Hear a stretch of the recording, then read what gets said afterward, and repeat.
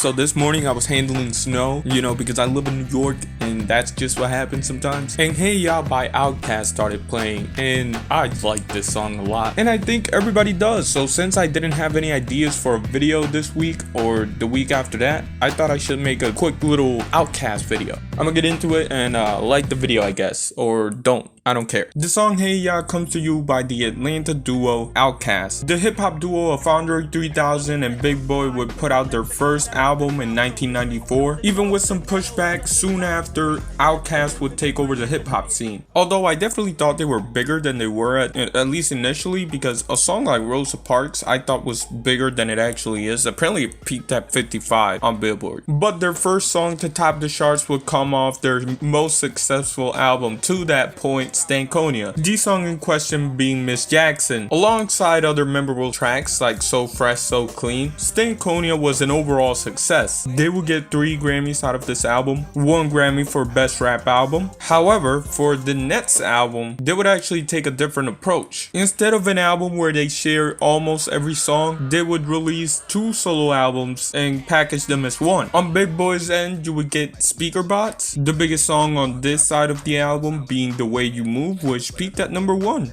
But now it's time to get into the actual song, because on Andre 3000's The Love Below, the biggest song would be Hey Ya.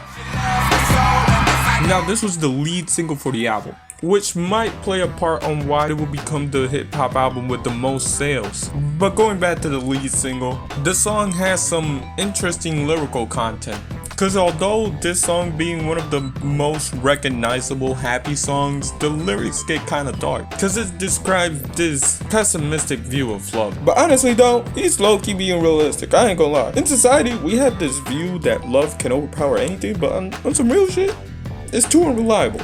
Although Andre 3000 would also struggle in the love department, highlighted in a song like Miss Jackson, the song isn't about him. The song is supposed to take place in the 50s, which upon further research made me realize that Polaroids were invented in 1948. Of course, I mentioned that because one of the most famous lines on this song is "shake it like a Polaroid picture," which apparently you're not supposed to do, by the way. In terms of the story of the song, this is just meant to be a distraction. You see, the way that Andre 3000 proves to the listener that people tend to overlook the effects of love and tend to not look at love in a critical way is actually pretty interesting. He starts the song off by talking about this girl that really loves him, so that's what kind of hooks you in, but immediately he kind of throws in some doubt as he questions if this girl really does like him. And instead of expanding on that thought, he kind of doubles down on the girl being a good person. But then he ends off the first verse by saying, "Thank God mom and dad figured it out because we don't know how to," which according to Andre 3000 was a statement about relationships in the 2000s and how they really didn't last, and how the insistence of love kind of makes someone unhappy. And again, instead of expanding on this thinking, he's caught off by the hook, which also distracts the listener, as usually the hook is the one thing that you remember about a song. But with the second verse, Andre 3000 does have the time to talk about what he thinks. First, he starts off by dismissing the people that think they know everything about the game of love or the game of life in general, and how people don't realize that they really don't know nothing until everything goes bad. Then he talks about the nothing is forever line, which,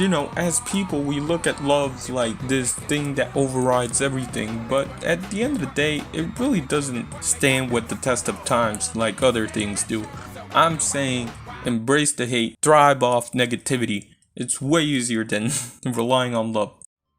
Then going back to what I said earlier about love being enforced into people's brain, to the point where in today's society a lot of people base their value on whether or not they're in a relationship or if their relationships are successful, when it really doesn't fucking matter. And that's Andre's point with this line. Why are we in denial of something that clearly is not working? Like, I don't know, this is how people end up cheating. If we were more upfront about how we felt, like, the world would be a better place. But it ultimately doesn't matter because y'all are not paying attention. You just want to dance. Y'all don't want to hear me, you just don't. And the hook just comes right back in, which to me is kind of like the last 3 minutes of class when a teacher is saying something but everybody's just paying attention when the bell's gonna go off. And that's what Andre 3000 is in this scenario, which is honestly what makes this song so brilliant. Just as people ignore the overimportance that love carries on people's brain, they are also gonna overlook or ignore Andre 3000's lyrics. In essence, the song itself, meaning the beat and the hook, representing people's idea of love, and the lyrics that are meant to be a critique of this idea, showing people a realistic point of view that often gets getting ignored. It's literally perfect. There is a reason why people go back to Outkast, Hey Ya, and although most people might not like to admit it, it's mostly because Andre managed to trick y'all, and that's why Hey Ya is one of my favorite songs of all time. To be honest with you guys, if you're still here, there's like a couple of video essays around the internet that are way better than this one. To be honest with you, I was kind of ranting. If you made it to here though, shouts out to you, you know. I'ma just let Jay Dilla roll for a quick second, and you know, there's gonna be some videos popping up.